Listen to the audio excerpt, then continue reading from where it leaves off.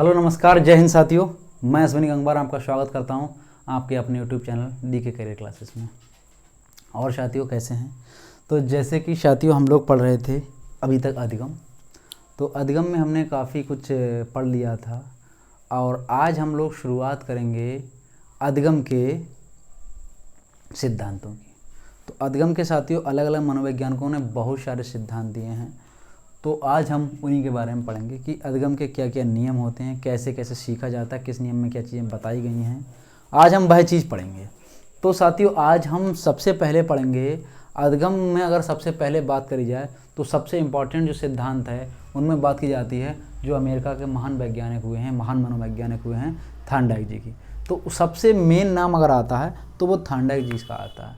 तो थार्नडाइक जी के आज हम बारे में पढ़ेंगे कि उन्होंने क्या क्या नियम दिए थे और उन्होंने क्या क्या बताया था अधिगम के बारे में, और उनके नियमों से क्या क्या हम लोग सीख सकते हैं और वो उनका विद्यार्थी के जीवन में या मनुष्य के जीवन में क्या उपयोग है, आज हम ये बात जानेंगे।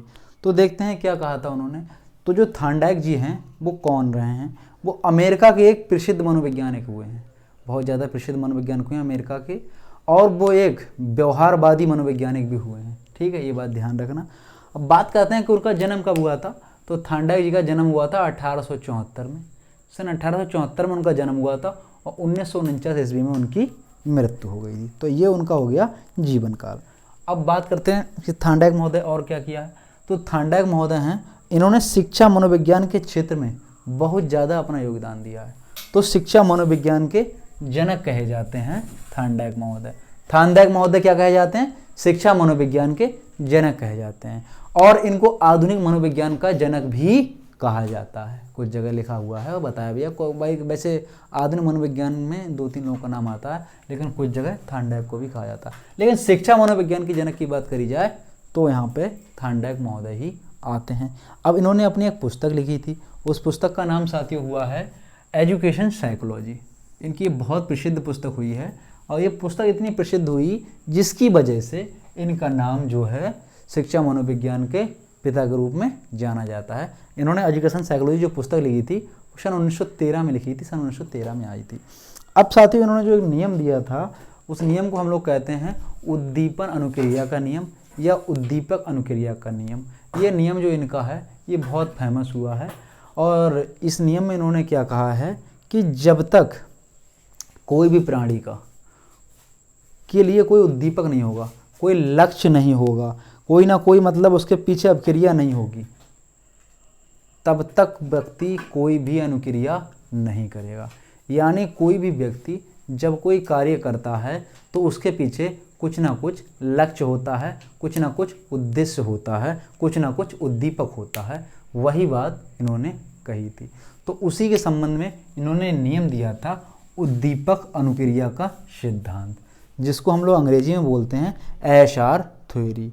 एशआर थ्योरी का मतलब होता है स्टिमुलस रिस्पॉन्स थ्योरी, यानी उद्दीपक अनुक्रिया का सिद्धांत। इसको ही दूसरा नाम से जानते हैं चयन एवं संबंध का सिद्धांत। ठीक है। अब चूंकि मैंने अभी आपको बताया कि जब तक कोई उद्दीपक नहीं होगा, जब तक कि कोई उद्देश्य नहीं होगा, जब तक कि कोई ऐसा काम नहीं होगा, तब तक की अनुक्रिया नहीं होगा। ठीक है, यानी कि कोई अब अगर बात करी जाए कि उद्दीपक अनुक्रिया बंद सिद्धांत, ये इन्होंने दिया है एसआर बाउंड थ्योरी। तो एसआर बाउंड थ्योरी क्या है? तो एसआर बाउंड थ्योरी का मतलब ये है, जैसे मैंने बताया, जब तक कि कोई अनुक्रिया नहीं होगी, जब तक कि कोई उद्दीपक नहीं होगा तब तक कि प्राणी अनुक्रिया नहीं करेगा। इसी प्रकार अब जब कोई प्राणी अनुक्रिया कर रहा है तो उस उद्दीपक के लिए उस अनुक्रिया को इतनी बार कराया जाए, इतनी बार कराया जाए, इतनी बार कराया जाए कि उन दोनों के बीच में, उद्दीपक और अनुक्रिया के बीच में एक बाउंड बन जाए, एक संबंध बन जाए। तो इसलिए उसको कहा गया है उद्दीपक अनुक्रिया बंद सिद्धांत। इतनी बार रिपीट कराया जाए, इतनी बार रिपीट कराया जाए कि वो बाद में सही से उसको करने लगे और उन दोनों में आपस में एक बंध बन जाए, इसलिए इसको कहा है उद्दीपक अनुक्रिया का सिद्धांत। अब इनके ही एक इसी सिद्धांत को कहते हैं संबंधवाद का सिद्धांत। इनके एक सिद्धांत को कई नामों से जानते हैं, यानी कि जब तक कोई ना कोई संबंध नहीं होगा किसी कार्य से, तब तक वो कार्य प्राणी क्यों करेगा। हर कार्य के पीछे कोई ना कोई संबंध होता है, कुछ ना कुछ उद्देश्य होता है, कुछ ना कुछ संयोजन होता है, इसलिए कहा गया उसको संबंधवाद का सिद्धांत। और इसी का अर्थ होता है संयोजनवाद का सिद्धांत। जब तक ही किसी काम से कोई संयोजन नहीं होगा, कुछ ना कुछ कनेक्टिविटी नहीं होगी, कुछ ना कुछ संयोजन नहीं होगा, तब तक प्राणी क्यों कार्य करेगा। इसलिए इस सिद्धांत को ही कहा गया है संयोजनवाद का सिद्धांत। ठीक है, ये थांडक जी ने दिए हैं। अब अगला आ जाता है, इन्होंने सिद्धांत दिया था प्रयास या प्रयत्न, प्रयास या प्रयत्न एवं त्रुटि का सिद्धांत। प्रयास एवं प्रयत्न एवं त्रुटि का सिद्धांत। कोई भी व्यक्ति कोई कार्य करता है, प्रयास करता है, तो बार बार वो गलतियां करता है, और गलतियां करता है, लगातार प्रयास करता है, धीरे धीरे उसकी गलतियां कम होती जाती हैं और वो प्रयास में अपने सफल हो जाता है। तो उस सिद्धांत को उन्होंने कहा है प्रयास एवं त्रुटि का सिद्धांत। आपने ये सिद्धांत कहाँ से आया, आपने वो कहानी सुनी होगी, इनकी बिल्ली वाली कहानी। इन्होंने एक कहानी लिखी थी, वो मतलब बताई थी, और उसमें इन्होंने प्रयोग किए थे बिल्ली पे। तो वो कहानी क्या थी, शायद आपको याद होगी कि एक बिल्ली थी, इन्होंने उस बिल्ली को एक पिंजड़े में बंद कर दिया था। अब पिंजड़े में बंद कर दिया था चूँकि बिल्ली भूखी थी, तो और पिंजड़े के बाहर इन्होंने भोजन रख दिया था, उसका भोजन रख दिया था, एक मछली का मतलब रख दिया था, मछली का टुकड़ा। तो वो बिल्ली अंदर भूखी थी, तो वो बार बार उसमें झपट रही थी, पूरे पिंजड़े में घूम रही थी कि कैसे भी करके ये पिंजड़ा खुले और मैं इसके बाहर आके उसे मछली को खा पाऊँ। चूँकि इस पिंजड़े को खोलने के लिए कोई रास्ता नहीं था, तो बिल्ली उसके अंदर, लेकिन उस पिंजड़े के अंदर इन्होंने एक बटन बना रखा था। तो जैसे ही बिल्ली अगर उस जब मतलब उछल कूद करेगी, यदि उस बटन पे उसका पैर पड़ जाएगा तो उस गेट का दरवाज़ा खुल जाएगा और वो अपना भोजन प्राप्त कर लेगी। तो इसके लिए बिल्ली बार बार प्रयास कर रही, बार बार प्रयत्न कर रही, बार बार त्रुटि कर रही है, लेकिन पिंजड़ा नहीं खुल रहा है। लेकिन लगातार जब बिल्ली प्रयास करेगी, उछल कूद करेगी, तो कभी ना कभी उसका पैर पड़ेगा और वो पिंजड़ा खुल जाएगा और उसको अपना भोजन प्राप्त हो जाएगा। तो यहाँ पर बिल्ली ने जो अनुक्रिया करी, वहाँ पे जो उसका उद्दीपक था वो क्या था, उसका भोजन था, वो मछली थी, उसका लक्ष्य वो मछली थी, वो भोजन था। इसलिए वो बार बार कोई क्रिया कर रही थी, कोई अनुक्रिया कर रही थी, और जब उस अनुक्रिया में सफल हो गई तो उसको भोजन प्राप्त हो गया। इसलिए इनके सिद्धांत को कहा गया अनुक्रिया उद्दीपक का सिद्धांत। अब इस सिद्धांत को जब बार बार रिपीट करेंगे तो बिल्ली धीरे धीरे क्या करेगी, वो जान जाएगी इस बटन को दबाने से पिंजड़ा खुलता है, तो वो गलतियाँ करना अपनी कम कर देगी और उसको बार बार उन दोनों के कामों में हो जाएगा, एक बंद बन जाएगा, एक बॉन्ड बन जाएगा। इसलिए सिद्धांत कहा गया उद्दीपक अनुक्रिया बंध सिद्धांत। इसीलिए सिद्धांत कहा गया संबंधवाद सिद्धांत। उसका जब उसको भूख लगेगी तभी वो काम करेगी, उसका संबंध बन जाएगा भोजन से। इसीलिए कहा गया प्रयत्न एवं प्रयास का सिद्धांत एवं त्रुटि का सिद्धांत। जब वो बार बार प्रयास करेगी, बार बार गलती करेगी, तो उससे कुछ सीखेगी, और मतलब गलती से हर व्यक्ति सीखता है, सीखना भी चाहिए। तो इसीलिए सिद्धांत कहा गया प्रयास एवं त्रुटि का सिद्धांत। और आज के समय में मैं मानता हूँ जो व्यक्ति अपनी गलतियों से ना सीख पाए, कहते हैं ना कि एक गलती अगर आप एक बार करो तब तो कोई बात नहीं, और आप वही गलती बार बार अगर जानबूझ के कर रहे हो तो वो आपकी सबसे बड़ी मूर्खता है। यही थांडक का सिद्धांत सिखाता है कि हमको अपनी गलतियों से सीखना चाहिए और अगली बार वही गलती बार बार रिपीट नहीं करनी चाहिए। ठीक है, अब इन्होंने एक सिद्धांत और दिया था, एक नियम दिया था कि अधगम स्थानांतरण का समान तत्वों का नियम। हमने आपको पिछले पढ़ाया था अधगम स्थानांतरण, या बताया था ना आपको, अधगम स्थानांतरण 4-5 तरह से होता, मैंने पढ़ाया था। तो उसी में इन्होंने एक सिद्धांत दिया था कि अधगम स्थानांतरण का समान तत्वों का नियम। यानी जो अधगम में स्थानांतरण होता है, जो लर्निंग ट्रांसफ़र होता है, वो सिर्फ समान तत्वों का होता है। समान तत्व जो होंगे उनका ही ट्रांसफ़र होगा, वही अलग अलग होंगे। यानी कि अधगम में जो स्थानांतरण होगा वो सिर्फ समान चीज़ों का होगा, समान बातों का होगा, समान तत्वों का होगा, अलग अलग चीज़ों का नहीं होगा। इन्होंने ही एक नियम दिया है विस्मृति एवं अनभ्यास का नियम, यानी कि भूलने का और अनभ्यास का नियम। यदि आप कोई चीज़ याद है तो वो याद आपको जब तक रहेगी जब तक आप अभ्यास रहेंगे उस चीज़ से। अब जैसे ही आप उसमें अभ्यास करना बंद कर देंगे तो धीरे धीरे आप वो चीज़ भूल जाएंगे। यानी इन्होंने जो सिद्धांत दिया था उसका नाम हुआ है विस्मृति एवं अनभ्यास का नियम। और इन्होंने एक नियम दिया है किशोरों के लिए कि किशोरावस्था का क्रमिक विकास का नियम। जो किशोरों में जो विकास होता है वो क्रम से होता है, क्रमिक विकास होता है। तो इन्होंने ही दिया है किशोरों के क्रमिक विकास का नियम। और इन्होंने एक दिया है बुद्धि का बहुकारक सिद्धांत। जो हमारी बुद्धि होती है उसके बहुत सारे कारक होते हैं, बहुकारक होते हैं। तो थांडक जी ने ही दिया है बुद्धि का बहुकारक सिद्धांत। ये सवाल बहुत बार रिपीट हुआ है, बहुत बार परीक्षाओं में पूछा गया है। आपसे पूछ लिया जाएगा कि बुद्धि का बहुकारक सिद्धांत किसने दिया, तो वो दिया है थांडक महोदय ने। तो इन्होंने जो बुद्धि के प्रकार बताए, ये भी सवाल आ गया है कि थांडक जी ने बुद्धि के कितने प्रकार बताए हैं। तो थांडक जी ने बुद्धि के 3 प्रकार बताए हैं। पहला प्रकार बताया मूर्त बुद्धि या यांत्रिक बुद्धि, दूसरा बताया अमूर्त बुद्धि, और तीसरा बताया सामाजिक बुद्धि। ठीक है, इन्होंने बुद्धि के 3 प्रकार बताए हैं। तो मूर्त या यांत्रिक बुद्धि में कौन कौन से लोग आते हैं, जैसे डॉक्टर हो गए, इंजीनियर हो गए, वैज्ञानिक हो गए, तो ये लोग क्या होते हैं, ये मूर्त बुद्धि में आते हैं। ये मूर्त रूप से सोचते हैं, यांत्रिक रूप से काम करते हैं, मूर्त रूप से दिखाई देते हैं, यांत्रिक काम करते हैं, तो इन लोगों को मूर्त या यांत्रिक बुद्धि में रखा गया है, डॉक्टर इंजीनियर वगैरह को। ठीक है, अब आ जाते हैं आपके अमूर्त बुद्धि वाले लोग। अमूर्त बुद्धि वाले वह लोग होते हैं जो बाहर से दिखते नहीं हैं, अंदर ही अंदर चिंतन करते रहते हैं और उनके दिमाग में बहुत कुछ चलता होता है। तो अमूर्त बुद्धि में कौन कौन से लोग आते हैं, उनको हम लोग बाहर से देख नहीं सकते कि इनमें क्या है। तो उसमें कौन सा, जैसे कवि आते हैं, कहते नहीं कि जहाँ ना पहुँचे रवि वहाँ पहुँचे कवि, यानी कवि अपनी कविताओं में ऐसे ऐसे व्याख्यान कर देता है जो सामान्य आदमी सोच भी नहीं सकता कि क्या वास्तविकता में ऐसा होता होगा। तो वो अमूर्त बुद्धि का उदाहरण है कवि। दूसरा इसमें आते हैं संत लोग। संत लोग भी ऐसे ज्ञान की बातें कर देते हैं जो शायद आप लोग के समझ से परे हो सकती हैं।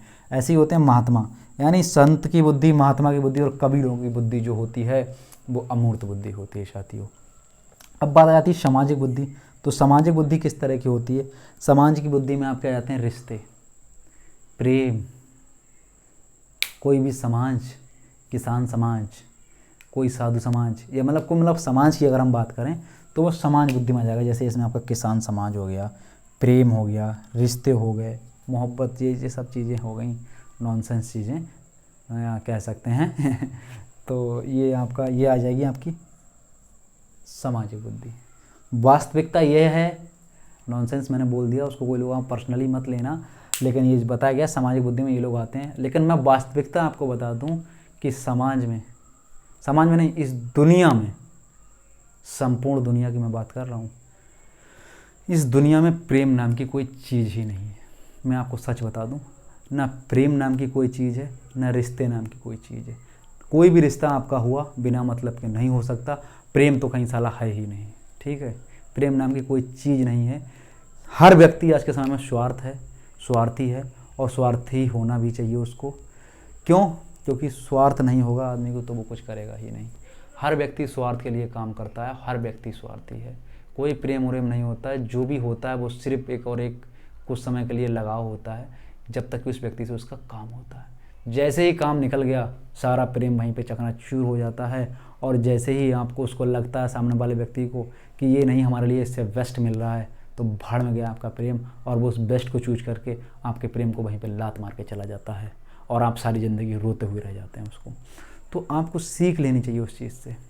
मैं आपको बताना चाहूँगा साथियों कि प्रेम नाम की, फिर से मैं बात कर रहा हूँ कि संसार में प्रेम नाम की कोई चीज़ ही नहीं है।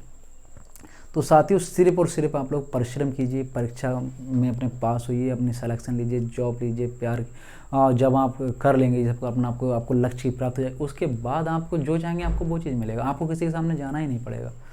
और दूसरी चीज़ साथियों, मैं बार बार फिर आपसे कहूँगा कि इस संसार में हर चीज़ का तोड़ है, लेकिन परिश्रम का कोई तोड़ नहीं है। तो साथियों सिर्फ आप परिश्रम कीजिए और सफलता हासिल कीजिए। मैं आपसे यही आग्रह बार बार अनुरोध करता हूँ। ठीक है साथियों, अब आगे आ जाते हैं।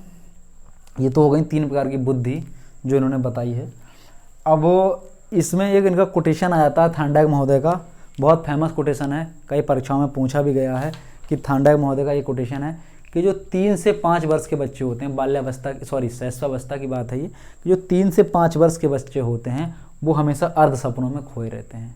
ये बात कही थी थांडाइक महोदय ने। ये बहुत सारी परीक्षाओं में पूछा गया है कि 3 से 5 वर्ष के बच्चे अर्ध स्वप्नों में खोए रहते हैं। 3 से 5 वर्ष के बच्चे अर्ध सपनों में खोए रहते हैं। ये बात किसने कही है? अल्बर्ट एल थांडाइक जी ने। ध्यान रखना। हाँ, थांडाइक का पूरा नाम अगर कहीं पूछता नहीं, लेकिन आपको पता होना चाहिए। थांडाइक का पूरा नाम था Edward L Thorndike. Edward L Thorndike. ठीक है, ध्यान रखना। अब ये तो बात हो गई थांडाइक के कुछ जो नियम उन्होंने दिए थे। इसके अलावा थांडाइक के कुछ लर्निंग के सिद्धांत और भी हुए हैं जो उनके 2 जगह बांटे गए हैं। एक मुख्य नियम आते जाते हैं उसमें, और एक आ जाते हैं गौड़ नियम। मुख्य नियम को अंग्रेजी में कहते हैं प्राइमरी लॉ और गौड़ नियम को कहते हैं सेकेंडरी लॉ। तो इन्होंने जो प्राइमरी लॉ दिए थे या जो मुख्य नियम दिए थे वो 3 दिए थे। और बात करते हैं अगर हम इनके गौड़ नियम की, तो गौड़ नियम इन्होंने साथियों 5 दिए थे। तो जो इम्पोर्टेंट हैं साथियों वो इनके मुख्य नियम हैं, और परीक्षाओं में पूछे भी हमेशा मुख्य नियम से उदाहरण वगैरह जाते हैं, और गौड़ नियम नहीं पूछे जाते हैं। लेकिन आपको सिर्फ इतना पता होना चाहिए कि गौड़ नियम कितने हैं इनके और टोटल नियम कितने। तो ध्यान रखना, इनके गौड़ नियम 5 हैं और मुख्य नियम 3 हैं। बस क्रम पता होना चाहिए। क्रम मैंने ठीक लिखा है, इसको आप थोड़ा ध्यान दे लीजिए। आ जाते हैं पहला नियम। पहला नियम है इनका लॉ ऑफ रेडीनेस, यानी कि तत्परता का नियम। अब तत्परता का नियम जो इन्होंने कहा है, इसमें इन्होंने कहा है कि तत्परता के नियम इन्होंने बताया कि कोई भी व्यक्ति जब कोई कार्य करता है पूरे मन से, तो वो पूरे मन से साथियों जब ही कार्य करेगा जब वो उसके लिए तत्पर होगा। तत्पर का मतलब ये होता है उसका उसमें इंटरेस्ट हो, उसको उसमें आनंद आए, उसको उसमें मज़ा आए, उसमें उसका कुछ इंटरेस्ट हो, तभी वह कार्य करेगा। ठीक है। और अगर आप किसी व्यक्ति को कोई कार्य ज़बरदस्ती करवा रहे हैं, किसी को कोई कार्य बाध्य कर रहे हैं, तो पहली बात तो वो आपका कार्य नहीं करेगा, और कार्य कर भी लेगा तो झुंझला के करेगा, बड़ा गुस्से में करेगा, कार्य नहीं करेगा। और अगर कोई व्यक्ति कोई कार्य अपनी इच्छा से करेगा तो क्या करेगा, वो उसको शीघ्र सीख जाएगा, तत्पर रूप से कर लेगा और उसके लक्ष्य की प्राप्ति भी हो जाएगी। यानी कि ये जो नियम है इसमें बालक का ध्यान जो होगा वो केंद्रित होगा। तो कोई भी व्यक्ति, जो नियम पहला नियम उन्होंने दिया तत्परता का नियम, जब व्यक्ति को उस काम में आनंद आएगा, उसका मन होगा, तब वो जो कार्य करता है उसको तत्परता का नियम कहते हैं। बिल्ली के उदाहरण समझाते हैं। जैसे बिल्ली को भूख लग रही थी तो बिल्ली तत्पर थी, उसकी इच्छा थी कि उसको खाना मिले, उसकी भूख मिटे, तो वहाँ पे तत्परता का नियम लागू होता है। अब दूसरे नियम की बात करते हैं इनका, अभ्यास का नियम। अभ्यास के नियम में क्या होता है कि कोई भी कार्य जब आप बार बार दोहराएंगे तभी आप उसको सीख पाएंगे, और जब आप वो कार्य करना छोड़ देंगे तो आप उसको भूल जाएंगे धीरे धीरे। कहते नहीं है कि करत करत अभ्यास के जड़ मत होत सुजान। जब आप कोई काम बार बार करेंगे तो आप उस चीज़ को पा लेंगे। और रसरी आवत जाते सिल पर पड़त निशान। जब आप बार बार कार्य करेंगे तो ज़रूर आप उसको पा लेंगे, और नहीं करेंगे तो आप उस चीज़ को भूल जाएंगे। ठीक है ना। तो ये इन्होंने बताया था अभ्यास का नियम। इसमें इन्होंने कहा था कि आप जब बार बार कार्य करेंगे तभी आप उसको कर पाएंगे, अन्यथा आप भूल जाएंगे। जैसे बचपन में हम लोग को कविताएँ पढ़ाई जाती थी, आज भी पढ़ाई जाती हैं बच्चों स्कूलों में। पहाड़ याद करवाए जाते थे, तो उनको रटवाया जाता था, अभ्यास करवाया जाता था बार बार कि बेटा पहाड़ा पढ़ो, बार बार पहाड़ा पढ़ो। बच्चा याद कर लेता। फिर बच्चा अगर मस्ती में आ जाता था, फिर बच्चा उनको पहाड़ों को नहीं याद करता था तो वो पहाड़ों को भूल जाता था। कविता कुछ समय बाद बच्चा भूल जाता है, 4-6 साल बाद। तो वो होता है अभ्यास करने में। यानी कोई भी कार्य को अगर आप सही रूप से सुचारू करना चाहते हैं तो आपको उसका बार बार अभ्यास ही करना पड़ेगा। यानी जैसे कि अब मैं बिल्ली से रिलेट करता हूँ इसको, क्योंकि थांडाई जी ने बिल्ली का प्रयोग किया है ज़्यादा से ज़्यादा। जैसे बिल्ली थी, अब बिल्ली को पिंजरा खोलना नहीं आ रहा था, तो वो बार बार प्रयास कर रही थी, बार बार अभ्यास कर रही थी, बार बार अभ्यास कर रही थी पिंजरा खोलने का। और अभ्यास करते करते जब वो पिंजरा खोलना सीख गई तो वो बार बार अभ्यास के बाद वो अपना पिंजरा खोलना सीख गई। खटाक से बटन दबाती थी, 1-2 बार कूद के पिंजरा खुल जाता था, उसको भोजन प्राप्त हो जाता था। तो ये हो गया आपका अभ्यास का नियम, लॉ ऑफ एक्सरसाइज। अब इसका तीसरा नियम आता है प्रभाव का नियम, लॉ ऑफ इफेक्ट। इसमें क्या होता है, ये है जो सीखने का जो मुख्य नियम है, ये यही है प्रभाव का नियम, कि जब तक भी आदमी कोई काम करता है, जब तक कि उसका उसमें कोई फ़ायदा नहीं होगा, उसका कोई उसमें प्रभाव नहीं होगा, उसका वो काम जो भी कर रहा है उसके हित के लिए नहीं होगा, उसके संतोष के लिए नहीं होगा, तब तक कि वो आदमी क्यों कार्य करेगा। इसलिए इस नियम को हम कहते हैं संतोष और असंतोष का भी नियम। अब जब व्यक्ति कोई भी कार्य करता है और उसको उस कार्य में संतोष मिलता है, उस कार्य से उसको कोई ना कोई सुख मिलता है, उस कार्य से उसको कुछ ना कुछ फ़ायदा होता है, उसके कुछ ना कुछ वो हित में काम होता है, तो व्यक्ति उसी कार्य को सीखता है। ठीक है। यानी कि व्यक्ति वही कार्य करता है जहाँ पे उसको कुछ ना कुछ लाभ होता है, उसको कुछ ना कुछ संतोष मिलता है।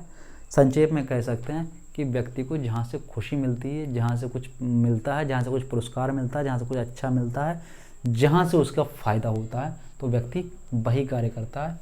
यानी कि जैसे बिल्ली की बात कर लें, जैसे बिल्ली क्यों कर रही थी काम, क्यों अभ्यास कर रही थी, ताकि उसकी भूख मिट जाए, ताकि उसको भोजन की प्राप्ति हो जाए। और जब बिल्ली को भोजन की प्राप्ति हो गई, उसका उद्देश्य था भोजन प्राप्त करना, तो उसका प्रभाव क्या था कि मुझे भोजन मिल जाए। और जब उसको भोजन मिल गया तो उसका प्रभाव मिट गया, उसकी भूख मिट गई, इसलिए बिल्ली शांत हो गई। तो ये होता है आपका प्रभाव का नियम। तो ये 3 मुख्य नियम हैं, ये बहुत पूछे जाते हैं और यही आपको मेन रूप से ध्यान रखना। अब बचे ये 5 नियम। तो इन 5 नियमों को ज़्यादा सोचने समझने की जरूरत नहीं, ज़्यादा दिमाग खपाने की जरूरत नहीं है। बस याद ये रख लेना कि इन्होंने जो मुख्य नियम दिए हैं वो 3 हैं, गौड़ नियम जो उन्होंने दिए हैं वो 5 हैं। अब वो 5 नियम हैं कौन कौन से, उनका क्रम क्या है, तो थोड़ा सा ध्यान रखना। इन 5 नियम का आप थोड़ा क्रम ध्यान रखना। इनमें पहला नियम आ जाता है, वो हो जाता है आपका बहुप्रतिक्रिया का नियम। दूसरा हो जाता है मानसिक स्थिति का नियम या दशा का नियम। तीसरा हो जाता है आंशिक क्रिया का नियम। चौथा हो जाता है समानता का नियम। और 5वां हो जाता है साहचर्य का नियम। मैं इनको थोड़ा आपको समझाना चाहूँगा, समझा देता हूँ। बहुप्रतिक्रिया का नियम, यानी कि कोई काम जब आप बार बार प्रतिक्रिया करेंगे, बार बार करेंगे, तभी वो आपका काम सही हो जाएगा। ये हो गया इनका बहुप्रतिक्रिया का नियम। दूसरा नियम उन्होंने दिया था कि मानसिक स्थिति या दशा का नियम, कि कोई भी व्यक्ति जब कोई कार्य करेगा तो उसकी मानसिक स्थिति ठीक होनी चाहिए, उसकी दशा ठीक होनी चाहिए, तभी वह कार्य ठीक से कर पाएगा, अन्यथा वो कार्य सही से नहीं कर पाएगा। इसलिए मानसिक स्थिति का ठीक होना बहुत ज़रूरी है। ये इनका दूसरा नियम हो गया। तीसरा इनका नियम है कि आंशिक क्रिया का नियम या तत्वों की, इसका ये एक और नाम है तत्वों की पूर्ण समर्थता का नियम, यानी कि कोई भी काम जब आप कर रहे हो तो उसमें आपके तत्व पूरे होने चाहिए, पूर्ण समर्थन आपका होना चाहिए। आंशिक क्रिया आप करेंगे तो वो आपका कार्य सिद्ध नहीं होगा, पूर्ण रूप से आपको उस कार्य में लीन होना चाहिए, पूर्ण समर्थन होना चाहिए। तो ये इनका तीसरा नियम हो गया। अब चौथा नियम इनका समानता का नियम, ये आत्मसात का नियम।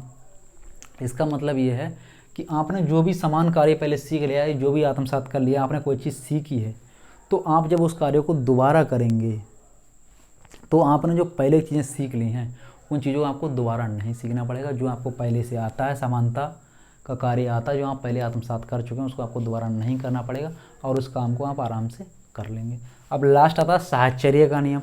तो इसमें क्या है कि अगर परिस्थितियाँ पहले जैसी कर दी जाएँ, अगर परिस्थितियाँ पहले जैसी कर दी जाएँ तो प्रतिक्रिया भी पहले जैसी होगी। ये है साहचर्य का नियम। अर्थात आप अगर कोई काम कर रहे हैं और नया है वो आपके लिए, तो आप नहीं कर पाना, और आपने वो काम पहले कभी किया है, आपके लिए वही कंडीशन लागू कर दी जाए उसी तरह से, तो आप वो कार्य और आसानी से कर लेंगे। तो ये होता है साहचर्य का नियम। तो ये हो गए थांडाइक जी के मुख्य नियम। उन्होंने टोटल 8 नियम दिए हैं, उसमें से 3 मुख्य नियम हैं और 5 आपके गौड़ नियम हैं। ठीक है, ये याद रखना इनके मुख्य नियम। याद रखना थांडाइक अमेरिका के मनोवैज्ञानिक थे, शिक्षा मनोविज्ञान के जनक कहे जाते हैं। एजुकेशन साइकोलॉजी पुस्तक इन्होंने लिखी थी 1913 में, और ये इनके कुछ नियम हैं वो मैंने आपको बता दिए। इधर ये रखना है, इन्होंने बुद्धि के जो प्रकार बताए हैं, बुद्धि में भी पढ़ाऊंगा जब आपको कोई बुद्धि वाला टॉपिक पढ़ाऊंगा, कि बुद्धि के इन्होंने 3 प्रकार बताए हैं, मूर्त बुद्धि या यांत्रिक बुद्धि, अमूर्त बुद्धि और तीसरी सामाजिक बुद्धि। ये इनका क्वेश्चन याद कर लेना, टेट में पूछा जाता है कि 3 से 5 वर्ष के बच्चे अर्ध सपनों में खोए रहते हैं। ये बात कही है अल्बर्ट थांडाइक जी ने। ठीक है साथियों, कैसा लगा साथियों आपको पढ़ के आज का लेक्चर? और मैं कोशिश करूंगा कि आपके लिए जो इसके सीखने के नियम है, सीखने के सिद्धांत हैं, पर डे मैं आपको रोज़ ज़्यादा से ज़्यादा नियम करवाऊँ, रोज़ एक कराऊँ। आज मैंने सोचा था आपको स्किनर भी करवाऊँगा, लेकिन थोड़ा स्वास्थ्य मेरा आजकल सही नहीं चल रहा है साथियों, तो इसकी वजह से मैं आपके लिए सिर्फ थांडाइक लेके आया हूँ। और साथियों मैं आपसे थोड़ा क्षमा चाहूँगा, अभी थोड़ा मेरा स्वास्थ्य सही नहीं चल रहा है, जिसकी वजह से हम आपके रेगुलर क्लास में नहीं दे पा रहा हूँ, और मैं शायद बहुत कम क्लास अभी आपको दे पाया हूँ। तो मैं जल्द से जल्द कोशिश करूँगा कि मैं रिकवर हो जाऊँ और फिर मैं आपको रेगुलर से क्लास देता रहूँगा। ठीक है साथियों, पढ़ते रहिए मन लगाकर, लक्ष्य के प्रति अपने सजग रहिए और मेहनत करते रहिए साथियों, सफलता जरूर मिलेगी। नमस्कार। ठीक है साथियों।